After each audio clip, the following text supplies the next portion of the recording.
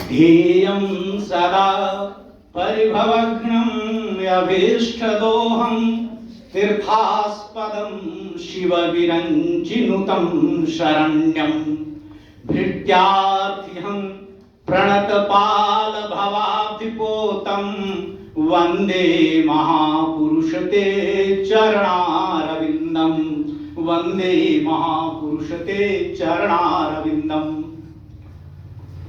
शिक्षा शास्त्र विभाग के द्वारा आयोजित आज स्वामी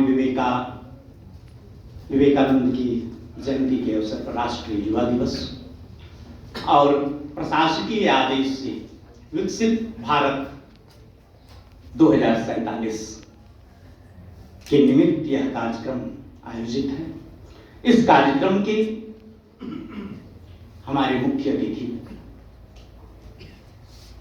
सहजता, सरलता, सौम्यता के प्रति भारतीय वैज्ञानिक चेतना के ऋषि डॉक्टर के गुप्ता CCDC विनोबा भावे विश्वविद्यालय हाजिर। हम हृदय से अभिनंदन करते हैं।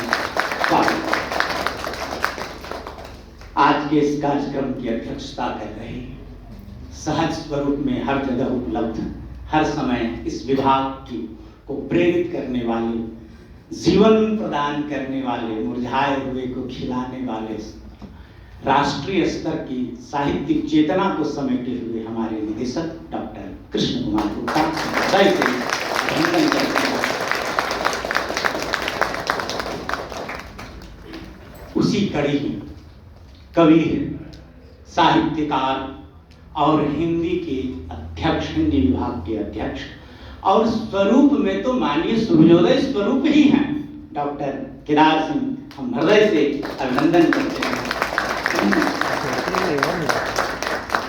हमारे बीच हिंदी की एक और प्रख्यात प्राध्यापक हमारे बीच हैं डॉक्टर राजीव राम, जो सदैव हमारे साथ हमारे विभाग को प्रेरित करते रहते हैं। डॉक्टर राजीव, हृदय से अभिनंदन करते हैं। जिस सहजता और सरलता से हम यहाँ बैठ पाए हैं, जिनके चाहने से और प्रबंधन के निष्णात आचार्य हैं डॉक्टर सरोज रंजन, मैं हृदय से आभारी हूँ, अभिनंदन करता हूँ। इस विभाग में एक कार्यक्रम चलता है, जो कार्यक्रम खुद अतिथि स्वरूप स्थापित है हमारे यहाँ, वह है 4 years इंटीग्रेटेड कोर्स। उसमें अतिथि सम्मान देना, इस परिसर में उसको विकसित करना, ऐसे ही एक अतिथि शिक्षक हमारे हैं और हिंदी के पूर्व अध्यक्ष डॉक्टर सुमर साहू सर, हम हृदय से आभारी हैं और उनका अभिनंदन। मंच पर विराजमान शिक्षा शास्त्री हमारे विभाग के अध्यक्ष डॉक्टर तनवीर यूनुस जी, हृदय से हम अभिनंदन करते हैं। हमारे विभाग आज के कार्यक्रम के संचालन कर रही शिक्षिका डॉक्टर अमिता कुमारी, इसे स्वरूप में लाने वाले डॉक्टर विनीता बांकीरा, सामने सभी बैठे हमारे विभाग के शिक्षक डॉक्टर रजनीश कुमार, हृदय से अभिनंदन करते हैं। डॉक्टर चौधरी प्रेम प्रकाश, डॉक्टर भारती, सुश्री शालिनी, हृदय से हम अभिनंदन करते हैं इस कार्यक्रम में। और इस कार्यक्रम के जो सबसे खूबसूरत स्वरूप देने वाले हमारे विद्यार्थी, हम हृदय से अभिनंदन करते हैं।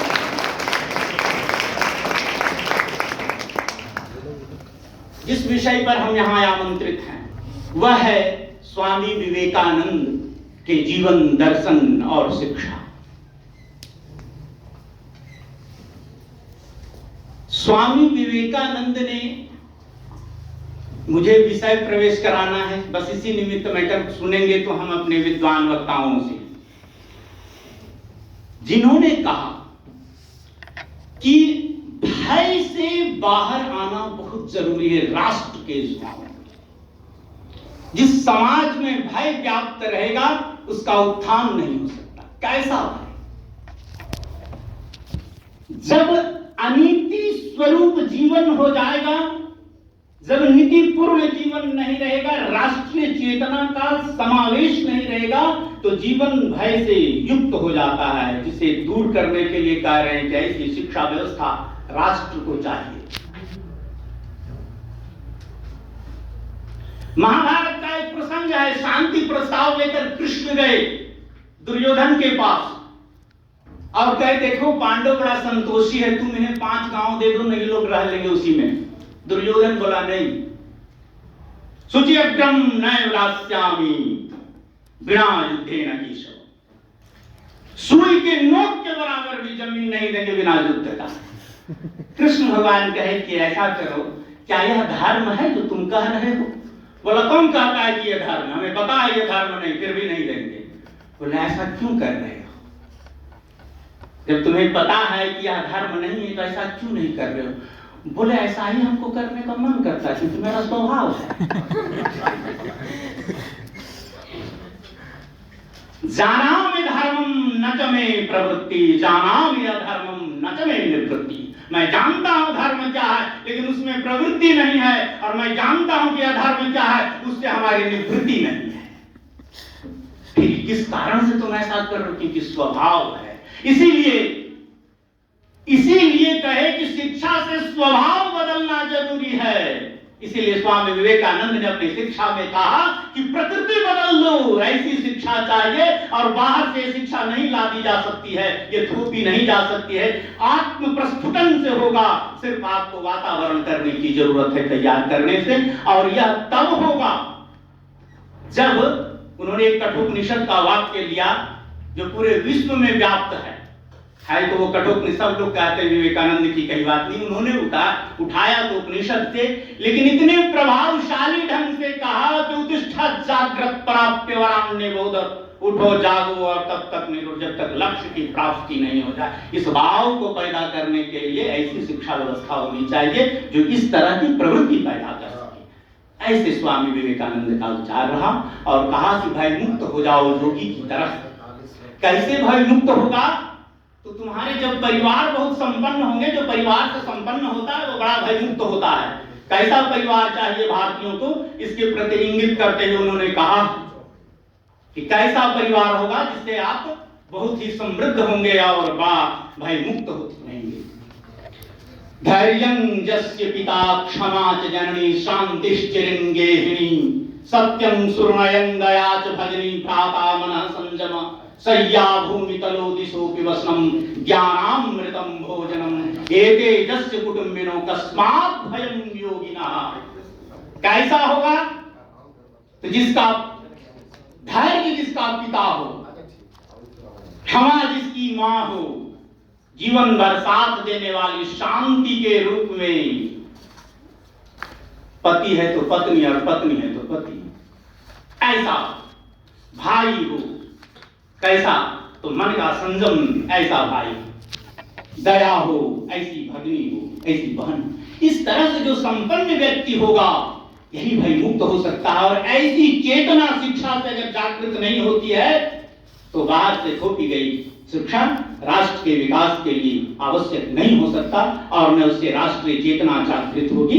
इन बातों को लेकर राष्ट्रीय चेतना, इसीलिए पूरे वेदांत को व्यावहारिक वेदांत के रूप में उन्होंने व्याख्या किया। और यह जो बात कही जाती है, बहुत सारे टिप्पणीकार यह बात कहते हैं कि विवेकानंद जो है सो बाहर से या भारत की आध्यात्मिकता को लिए और यूरोप की वैज्ञानिकता को लिए, ऐसा मैं मानता नहीं हूं, क्योंकि भारतीय आध्यात्मिकता वैज्ञानिकता के धरातल पर ही प्रस्फुटित और पल्लवित हुई है, इसलिए इसे हमें यूरोप से लेने की जरूरत नहीं है। और इसी कारण से विवेकानंद का विचार राष्ट्रीय ही नहीं अंतरराष्ट्रीय हो चुका है। और आज समाधान ढूंढने के लिए जो राष्ट्रीय शिक्षा नीति की जो शिक्षा व्यवस्था आई है उसमें यही है कि भारतीय जो पुरातन व्यवस्था रही है उसे नवीनता के साथ हम स्वीकार करें। इसी से राष्ट्रीय चेतना जागृत होगी और राष्ट्रीय शिक्षा का विकास होगा, जिससे हम सपना पूरा कर सकेंगे 2047 का विकसित भारत। इन्हीं शुभकामनाओं के साथ मैं आप लोगों को बहुत बहुत बधाई, और इस कार्यक्रम में हम अपने वक्ताओं को सुनेंगे, इसके लिए हम उन्हें नम्र निवेदन भी करते हैं। बहुत बहुत बधाई।